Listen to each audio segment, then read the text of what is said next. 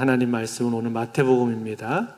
마태복음 27장 45절부터 56절 말씀 보시겠습니다. 마태복음 27장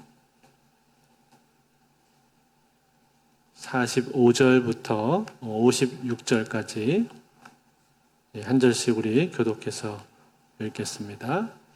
마태복음 27장 45절부터 56절. 제6시로부터 온 땅에 어둠이 임하여 제9시까지 계속되더니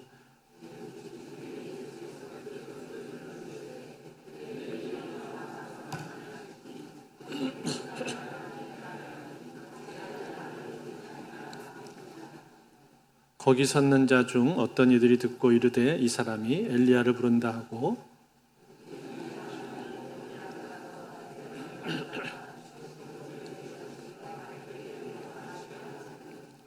그 남은 사람들이 이르되 가만두라 엘리야가 와서 그를 구원하나 보자 하더라.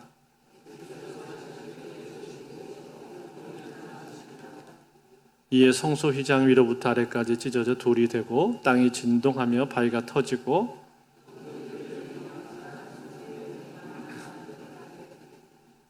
예수의 부활 후에 그들이 무덤에서 나와서 거룩한 성에 들어가 많은 사람에게 보이니라.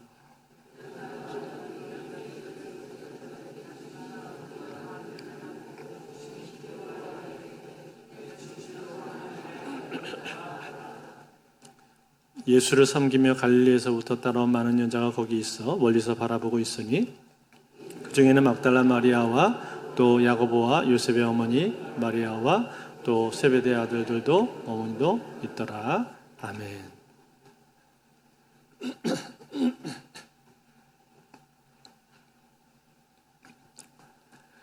우리가 역사를 나눌 때 AD와 BC로 구분을 하는데 BC는 Before Christ, 즉 예수님 오시기 이전을 말하고 AD는 아노 도미니 해서 아노는 해, 년이라는 뜻이고 또 도미니는 주님, 그래서 주님의 해라는 뜻이 되죠. 그러니까 예수님 오시기 이전과 이후로 역사는 구분이 된다는 것입니다.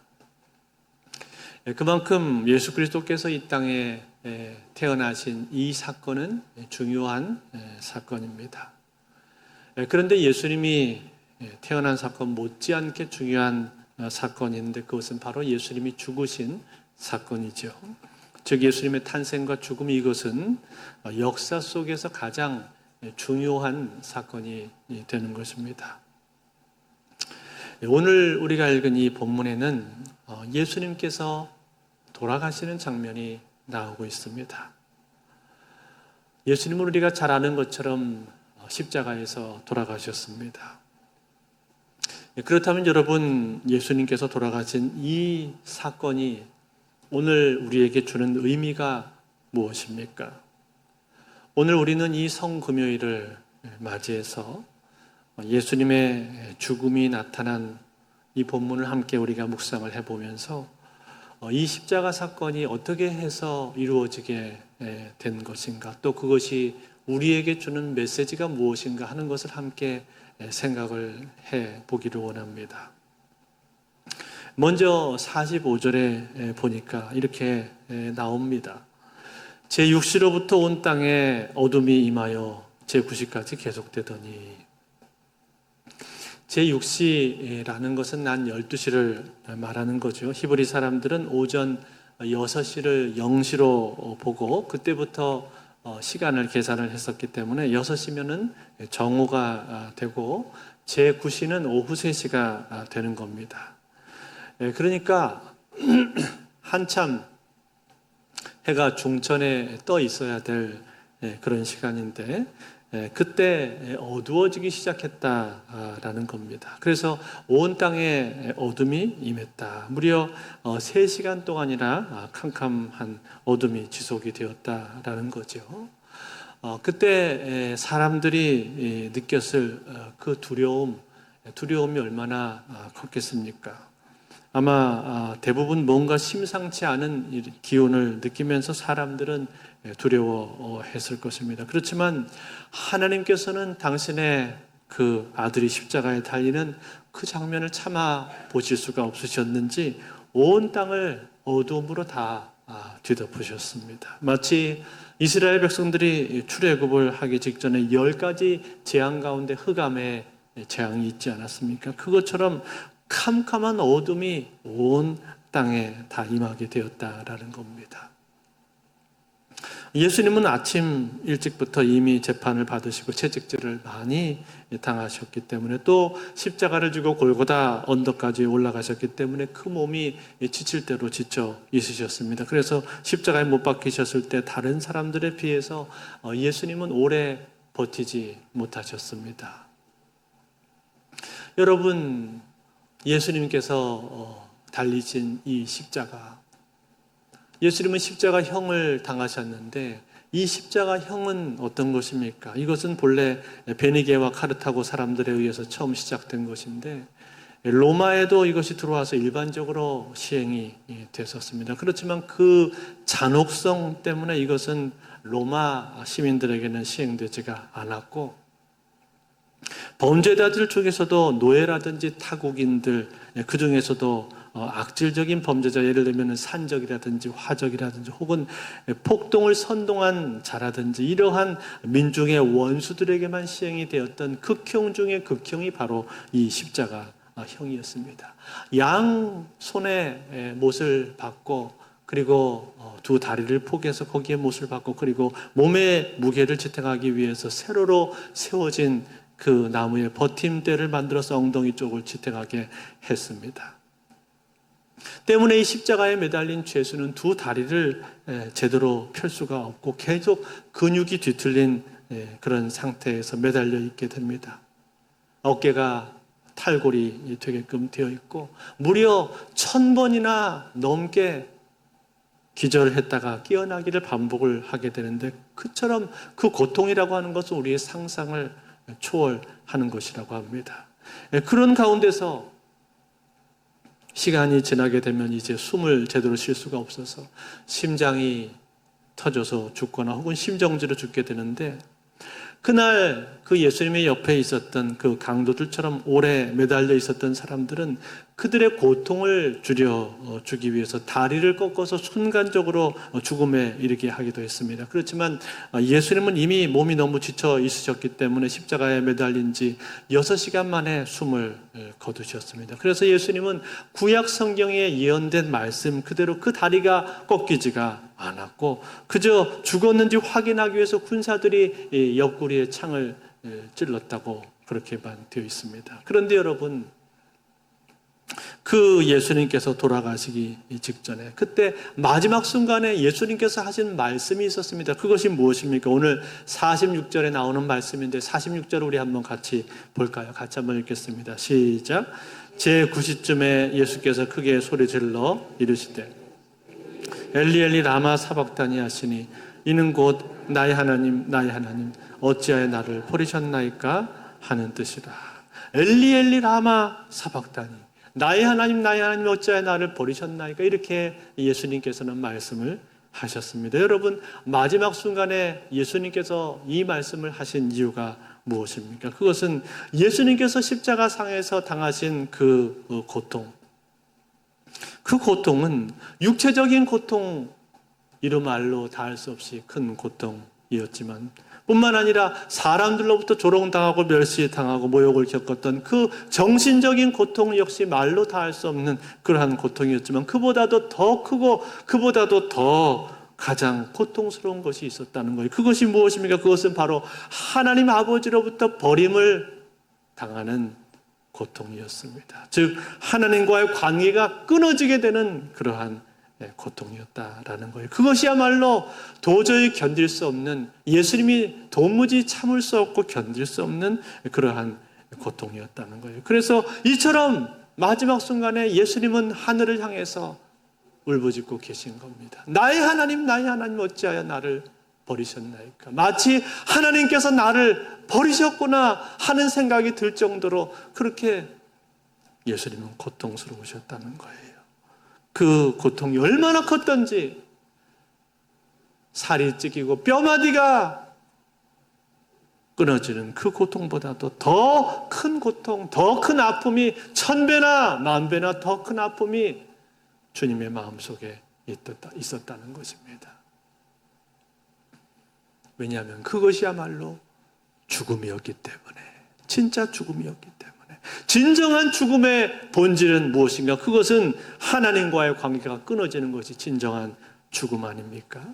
여러분, 아담과 하와가 범죄했을 때 그때 하나님께서 뭐라고 말씀하셨죠? 정령 죽으리라 하셨잖아요. 너희가 이것을 먹는 날에는 정령 죽으리라. 이 죽음이라고 하는 건 이것은요, 육체적인 죽음만이 죽음이 아니라 이 말이에요.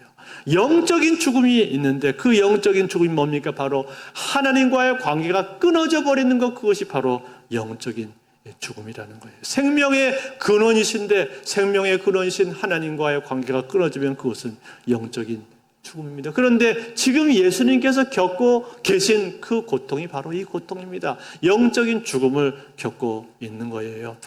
창세 전부터 단 한 번도 아버지와의 교통이 끊어져 보신 적이 없는 분이십니다. 삼위일체로 온전한 연합을 이루고 온전한 교제를 하셨던 그 성자 예수님께서 이제 하나님께서 외면하심으로 말미암아서 그 관계가 끊어지는 고통을 겪고 있는 거예요. 하나님과의 연합의 관계가 끊어지는 그런 고통을 겪고 있는 겁니다.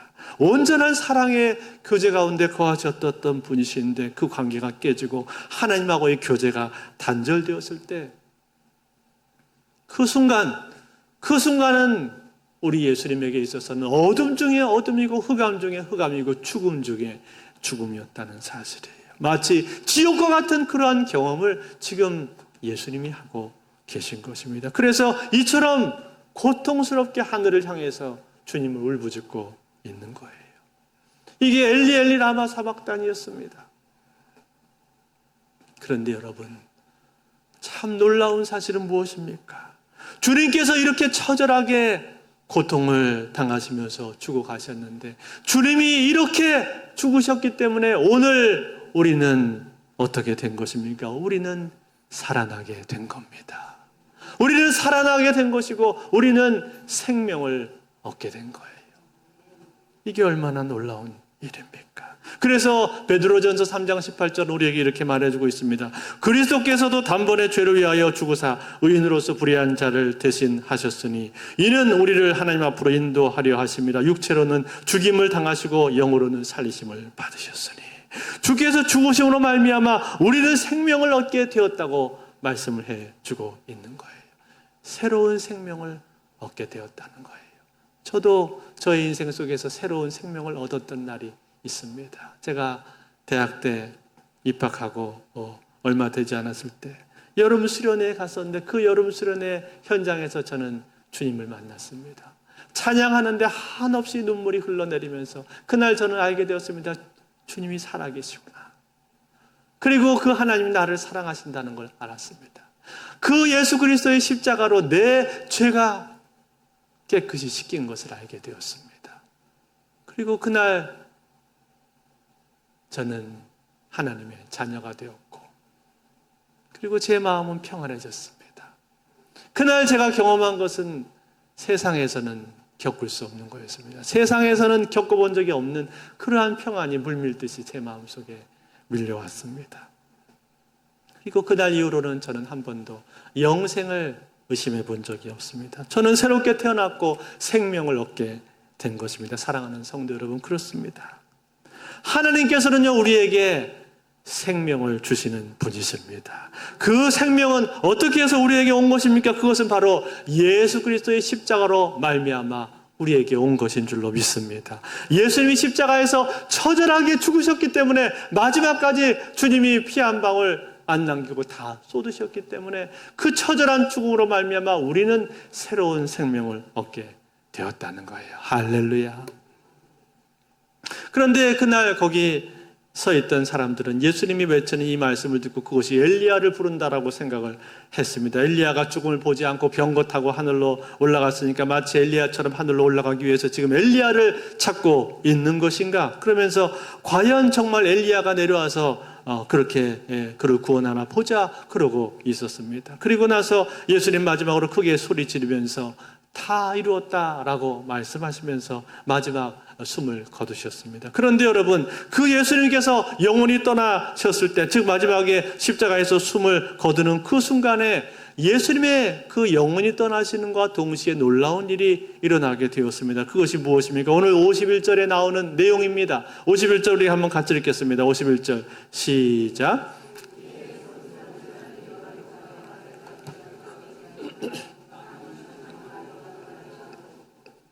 뭐라고 말했습니까? 성소의 휘장이 찢어졌다. 그렇게 말했죠. 여러분, 휘장이라고 하는 것은 무엇인가? 이것은 18m 정도의 높이의 두꺼운 천으로 만들어진 성소와 지성소를 구분하는 일종의 큰 커튼입니다. 이스라엘 백성들은 성소에서 하나님 앞에 예배를 드렸었는데, 성막이 있어서 성막들에서 먼저 가지고 온 제물을 잡았습니다. 그래서 그 짐승을 잡을 때 짐승의 머리 위에 자기의 손을 얹고 자신의 죄를 전가시키는 기도를 하는 거예요. 그리고 그것을 가지고 하나님 앞에 제사를 드리는데, 그게 이스라엘 백성들이 하나님 앞에 드리는 예배였습니다. 그런데 이 성소는 제사장이 들어갈 수가 있었지만, 그러나 그 안에 있는 지성소는 들어갈 수가 없었습니다.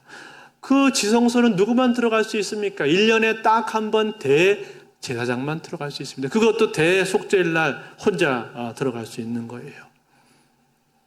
그리고 그 대제사장조차도 거기에 들어갈 때는, 거기에 들어가기 위해서 먼저 자기 자신의 죄를 철저하게 속하는 제사를 드려야 되고, 백성들의 죄를 대신하는 제물을 들고 제사를 드려야만 했습니다. 이것이 바로 지성소이고, 그 지성소하고 성소를 구분하는 것이 바로 휘장이었단 말이에요. 그런데 이 휘장이 어떻게 되었다고 말씀하고 있는 겁니까? 휘장이 찢어지게 되었다는 거예요. 갈라지게 되었다는 거예요. 그런데 그 휘장이 갈라질 때 아래에서부터 휘장이 위로 찢어진 것이 아니라, 오늘 성경에 보니까 위에서부터 아래로 휘장이 찢어졌다. 그 18m 되는 높은 휘장이 위에서부터 아래로 갈라지게 되었다라고. 여러분, 그걸 한번 생각을 해보십시오. 그 지성소와 성소를 가르는 거대한 휘장이 위에서부터 아래로 갈라지는 그 장면을 한번 생각을 해보십시오. 얼마나 놀라운 일입니까? 그렇다면 여러분, 이 휘장이 찢어지는 이 사건이 우리에게 의미해 주는 바가 뭐예요? 휘장이 찢어졌다라는 것, 위에서부터 갈라졌다라는 것은, 그것은 지성소와 성소가 이제 경계가 없어졌다는 얘기인데, 특별히 위에서부터 갈라졌다는 건 뭘 의미하는 겁니까? 그것은 사람이 한 것이 아니라는 얘기 아닙니까? 사람이 인위적으로 한 것이 아니라 하나님께서 신적인 방법으로, 놀라운 방법으로, 초자연적인 방법으로 그 휘장을 하나님께서 찢으셨다는 것을 말해주고 있는 거예요. 다시 말해서 그 휘장이 갈라짐으로 말미암아서 이제 누구든지 하나님 앞에 들어갈 수 있게 되었다는 거예요. 하나님이 계시는 곳, 하나님의 임재가 있는 곳, 하나님의 영광이 머무는 곳, 그 지성소까지 이제는 누구든지 들어갈 수가 있게 되었다는 거예요. 할렐루야, 할렐루야. 이것이 휘장이 갈라진 사건입니다. 그렇다면 여러분, 그 이전은 어땠다는 거예요? 그 이전에는 하나님 앞에 나가고 싶어도 그 앞에 거대한 휘장이 가로막혀 있었다는 얘기예요. 그것은 그 휘장이 성소에서 지성소로 가는 길을 막고 있었기 때문에 마치 접근 금지라고 우리에게 말을 하고 있는 것과 똑같습니다. 그래서 그곳을 통과할 수가 없는 것이죠. 그런데 그 휘장이 갈라지면서 영광스러운 하나님의 보좌 앞에, 그 임재 앞에 이제는 누구든지 나아갈 수가 있게 되었다는 거예요. 할렐루야. 그렇기 때문에 여러분, 히브리서 기자는 우리에게 이렇게 선포해 줍니다. 히브리서 10장 19절 20절 우리 같이 한번 읽겠습니다. 시작. 우리가 예수의 피를 힘입어 성소에 들어갈 담력을 얻었나니 그 길은 우리를 위하여 휘장 가운데로 열어놓으신 새로운 살 길이요, 휘장은 곧 그의 육체니라. 아멘. 휘장이 열림으로 말미암아 새로운 살 길이 우리에게 열렸다, 그렇게 말씀해 주고 있습니다. 그리고 휘장은 그의 육체니라, 즉 예수 그리스도가 십자가 상에서 그의 몸이 상하고 찢겨진 것처럼 그 휘장이 찢겨지게 되었다라는 거예요. 그리스도의 십자가로 말미암아 우리는 성소에 들어갈 담력을 얻게 되었다는 것입니다. 사랑하는 성도 여러분, 이것이 얼마나 놀라운 일입니까? 과거에는 지성소로 나아갈 수가 없었지만 이제는 누구든지 하나님 보좌 앞에 담대히 나아갈 수가 있게 되었다는 거예요. 하나님을 만날 수 있게 되었다는 거예요. 누구 때문에? 우리 주 예수 그리스도 때문에. 예수 그리스도의 십자가 때문에 우리가 이제 하나님 앞에 담대히 나아갈 수가 있게 되었다는 거예요. 그런 거로 여러분, 우리는 이제 하나님 앞에 마음껏 나와서 예배를 드릴 수가 있는 것입니다. 예배 드릴 수 있는 거예요. 만약에 그렇지 않았다면 여전히 우리는 짐승을 잡아서 하나님 앞에 제사를 드려야 되었을 것이고, 그리고 대제사장 외에는 들어갈 수가 없는데, 대제사장을 통해서만 하나님 앞에 나아갈 수 있었을 텐데, 예수 그리스도의 십자가로 말미암아서 예수님께서 십자가에서 이루어 놓으신 그 일 때문에, 그것 때문에 그분이 십자가상에서 살이 찢기시고 피를 쏟으셨기 때문에 휘장이 갈라지게 되었고, 이제는 누구나 하나님의 임재가 있는 그곳으로 담대히 나아갈 수가 있게 되었다는 거예요. 사랑하는 성도, 이것이 바로 예수 그리스도께서 이루어 놓으신 일입니다. 그분의 십자가를 통해서 우리에게 허락해 주신 일입니다. 그러므로 이 은혜를 덧입은 저와 여러분들, 우리는 이제 어떻게 해야 되겠습니까? 우리는 주의 보좌 앞으로 나아가되, 주의 보좌 앞으로 나아갈 때마다 담대하게 나아가야 될 줄로 믿습니다. 히브리서 4장 16절, 그러므로 우리는 긍휼하심을 받고 때를 따라 돕는 은혜를 얻기 위하여 은혜의 보좌 앞에 담대히 나아갈지니라. 이 말씀처럼 주의 보좌 앞에 담대히 나아갈 수가 있다는 거예요. 그러므로 여러분, 우리는 하나님 앞에 나아갈 수 있는 것을 감사하고 늘 주님의 앞에 나오는 이 자리를 사모하실 수 있기를 바랍니다. 무엇보다 예배의 자리를 여러분 소중하게 여기시고 예배를 사모하실 수 있기를 바랍니다. 오픈도어 선교회라는 선교단체가 있습니다. 이 선교단체는 전 세계에 박해를 받는 그리스도인들을 섬기는 단체입니다. 이 단체의 보고에 의하면 북한에 있는 현재 지하교회 숫자는 약 1,000개 정도가 된다고 합니다. 교인 숫자는 13만 5천 명 정도에 이른다고 합니다. 중국을 통과해서 기독교 신앙을 갖게 된 사람들까지 다 합하면 약 40만 명 정도가 된다고 합니다. 그런데 여전히 북한은 그 예배가 전혀 허용되지가 않습니다. 봉수교회나 칠골교회 같은 이런 교회들은 전부 다 가짜고, 진짜 교회는 지하교회만 진짜 교회인데 지하교인들의 예배를 허용해 주지를 않는다는 거예요. 예배는커녕 성경이나 찬송가만 가지고 있다 걸리면은 바로 수용소로 잡혀가게 되어 있습니다. 그래서 과거의 보고에 의하면요, 평안남도 평성시에서 23명의 그리스도인들이 모여서 예배를 드리다가 그곳에서 보이부 요원이 침입을 해서 발각이 되었습니다. 그 중에 주동자 3명은 즉결 처형을 당하게 되었고, 나머지 20명은 요독 정치범 수용소로 보내졌는데, 그곳에서의 삶이라는 것은 차마 눈두고 볼 수가 없다고 합니다. 그 수용소에서 3년 동안 붙잡혀 있다가 나온 김모 씨에 의하면 그가 이렇게 증언을 했습니다. 가장 힘든 것은 15일 동안 허리를 90도로 구부리고 서 있게 하는 겁니다. 허리가 끊어질 것 같습니다. 한겨울에도 옷을 다 벗겨서 눈밭을 기게 하기도 하고, 바가지로 찬물을 끼얹어서 1시간 동안 바깥에 세워두는, 온몸이 다 동상에 걸리기도 했습니다. 뿐만 아니라 전기 곤봉에 맞아서 정신을 잃기도 하고, 그 중에 몇 사람은 참혹한 방법으로 처형을 당했습니다. 이런 얘기를 했습니다. 이처럼 여러분, 우리하고 가장 가까이에 있는 그 북한조차도, 북한만 해도 예배를 드릴 수 없는 사람들이 그렇게 많다는 거예요. 많은 사람들이 예배를 사모하지만 그러나 예배를 드릴 수가 없는 거예요. 그런데 여러분, 그 북한을, 그 우리 지척에 있는 북한이 바로 그런 상황인데 우리는 어떻습니까? 우리는 하나님 앞에 예배하려면 얼마든지 예배할 수 있잖아요.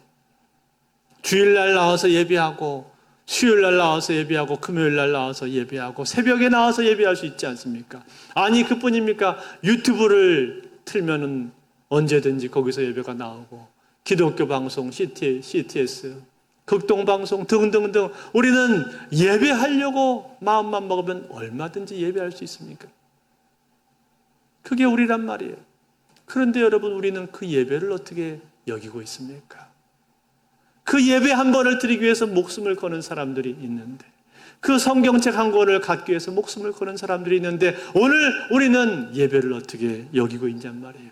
예수 그리스도께서 십자가를 통해서 우리에게 열어놓으신 길이 바로 예배의 길인데 이 예배를 우리가 어떻게 여기고 있습니까? 예수님께서 우리에게 허락하신 그 새롭고 산 길, 그 예배가 우리 안에 열려 있다는 이 사실을 우리는 알고 하나님 앞에 예배할 때마다 감격으로 나와서 예배해야 될 줄로 믿습니다.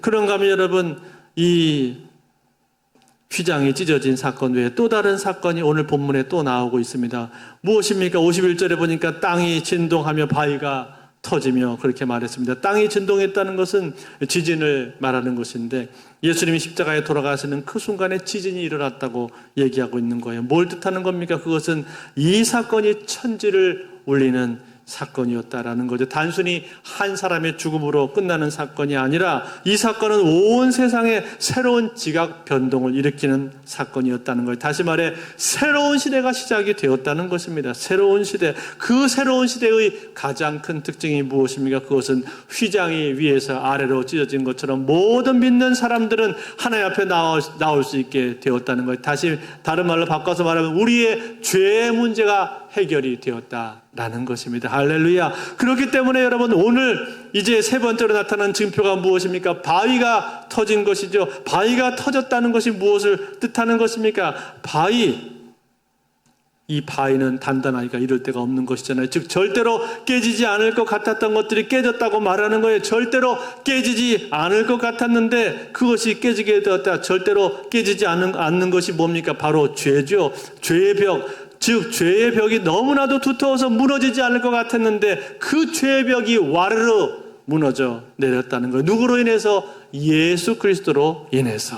예수 그리스도의 십자가의 능력으로 말미암아 죄의 벽이 완전히 무너져 내렸다는 거예요. 할렐루야. 그리고 이제 마지막으로 나타난 징표는 무엇입니까? 바로 무덤이 열린 것이죠. 52절과 53절 우리 같이 한번 읽습니다. 52절 53절 시작. 무덤들이 열리며 자던 성도의 몸이 많이 일어나되 예수의 부활 후에 그들이 무덤에서 나와서 거룩한 성에 들어가 많은 사람에게 보이니라. 아멘. 여러분 이건 참으로 엄청난 사건 아닙니까? 무덤들이 열리면서 자던 성도들의 몸이 많이 일어났다고 말하고 있습니다. 잔다는 말은 죽었다는 뜻인데 죽은 사람이 다시 살아나는 역사가 나타나게 되었다는 거. 여러분 이게 뭘 뜻하는 거예요? 예수 그리스도의 십자가로 말미암아 그 십자가의 능력으로 말미암아 사망 권세가 깨진 것을 말해주고 있는 거예요. 즉 나를 믿는 자는 죽어도 살겠고 살아서 나를 믿는 자는 영원토록 죽지 아니하리라 말씀해 주셨던 그 말씀처럼